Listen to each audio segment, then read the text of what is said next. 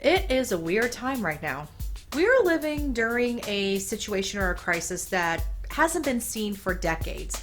My generation hasn't seen this before, and it's definitely something that's new. It's new to all of us, and everyone is feeling different things right now. I mean, there's anger, sadness, stress. I mean, it never stops. Most of the world is under some sort of stay-at-home order, whether it's a quarantine, lockdown, closing of non-essential businesses, so no hair salons, movie theaters, sporting events, conventions, TV production has stopped on a lot of shows, movies are being delayed indefinitely. It's a crazy time right now. And for the paranormal community in the ghost hunting world, one of the biggest hits right now is the cancellation of paranormal events, and a lot of these locations have to close, which means no ghost hunting.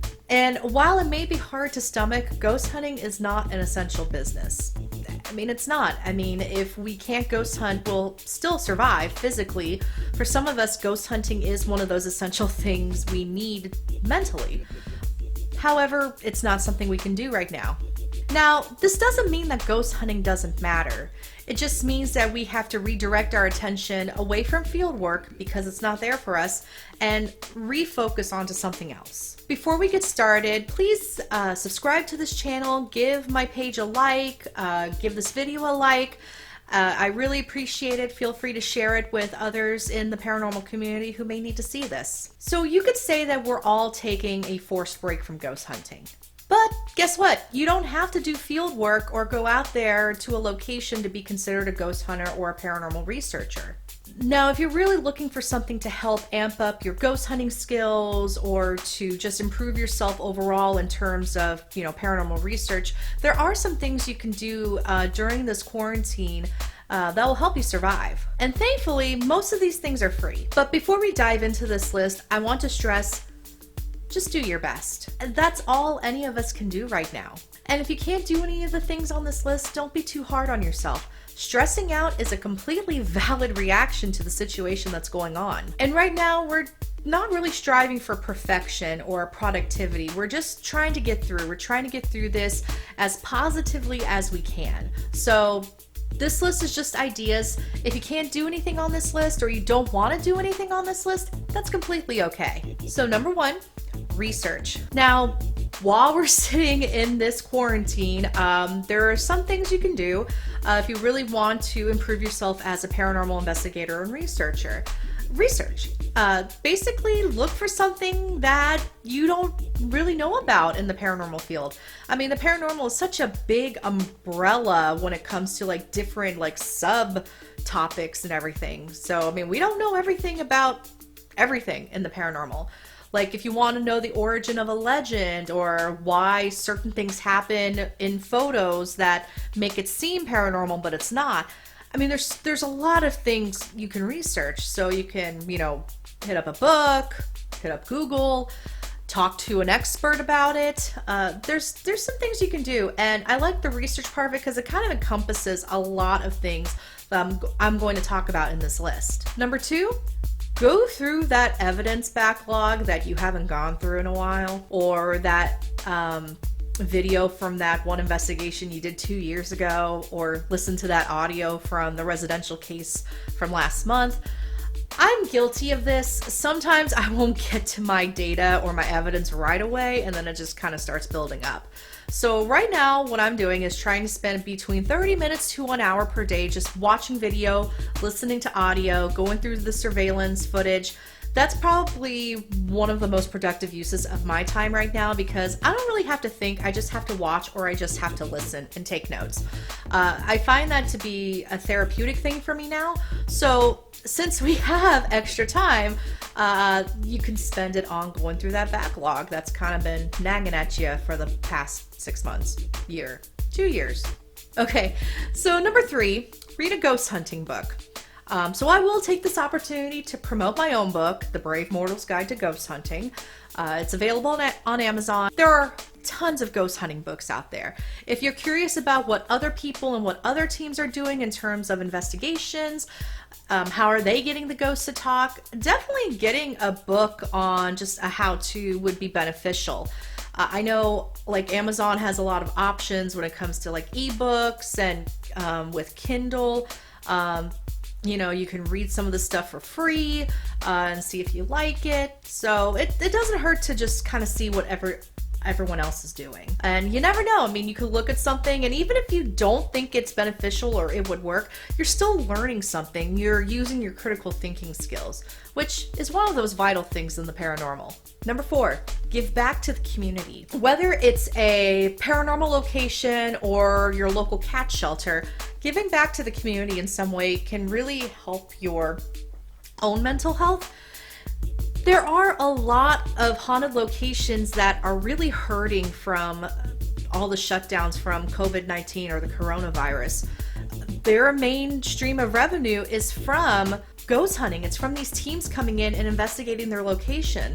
So if you're able to throw like $5 here and $5 there, I mean, locations like Waverly Hills, Trans-Allegheny, and so on, I know they could really use the support right now. And if you're not able to give, then I highly recommend sharing posts, sharing their website.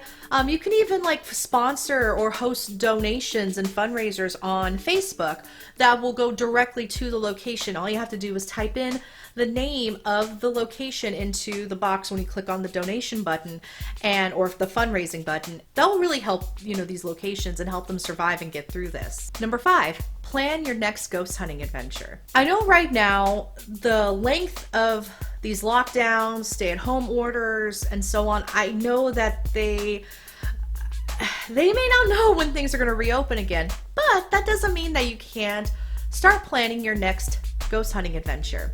Whether that's doing research on a location, looking into the history of the location that you want to go to, or making your calendar that you would like to do for 2020 or 2021, or new equipment you want to get, questions you want to ask.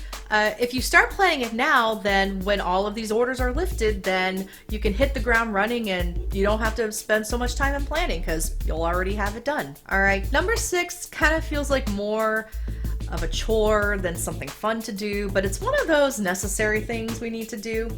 I know sometimes for me, I'm guilty of just kind of tossing my equipment in the nearest bag I can find, or some of my equipment might get a little dusty, or I have a camera that needs to be cleaned in terms of lenses. If you want to, you can take this time to, tidy up your equipment, put things back in the correct cases, clean the lenses, clear off the dust, if there's any gunk on things, get the gunk off, change batteries or take out old batteries so that the battery acid doesn't leak.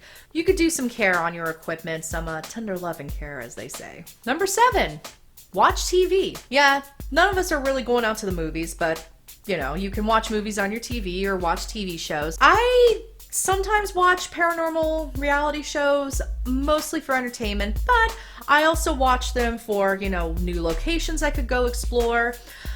And I can also look at investigation techniques. What are these folks doing on TV? Or what sort of data is coming back? What sort of evidence are they getting? Is it viable? Is it not? And I know the goal of these shows is to entertain people, so I have to keep that in mind. But I do like watching shows at times because I can definitely look at it critically. If I see something I like, then I may try for a future ghost hunt, or I could see and think about what can I do to make this better if I were in that situation. So, or you can just sit and veg and just watch ghost hunting shows if you enjoy them. By all means, if you like it, do it. Do what makes you happy right now. All right, number 8, networking. Networking is one of those necessary things you need to do in the paranormal community anyway. However, right now we have a lot more time on our hands, and a lot of mental health specialists are recommending that you talk to friends about 30 minutes per day to help yourself and for your own benefit. And networking is one of those things where, especially in the paranormal community, it can be a little tricky, especially since people are angry, people are sad, people are feeling a lot of different things, and some are handling it better than others. And sometimes networking can go south really quickly. However, I would recommend, get in touch with your friends in the community, that team you went ghost hunting with. Ask them if they want to do a video chat and talk. Or that one investigator you've been following on Facebook for years. You know, send them a message and say, hey, would you like to talk sometime? Or if there's an author you really want to pick their brains, this is a great chance to do that. And also in exchange, I would definitely share their content on Facebook, recommend that people buy their books, you know, just that sort of thing, because networking is not just a what can you do for me, but it's also what can I do for you. Number 9, create content. That is exactly what I'm doing right now. I love to create content. I love writing blogs, making videos, and just putting out my experience in the paranormal. And people seem to like it. I also like to sing, so that's why I have singing and spooky stuff. But creating content is a great way to get through this time because, one, it's keeping you busy. It's also getting you to research different topics. It's helping you network, and there's so much you can do. Now, it can be overwhelming because there's a lot of steps involved, but right now I have the time. And creating content not only is beneficial for you, but it's beneficial for people who may read and watch your material.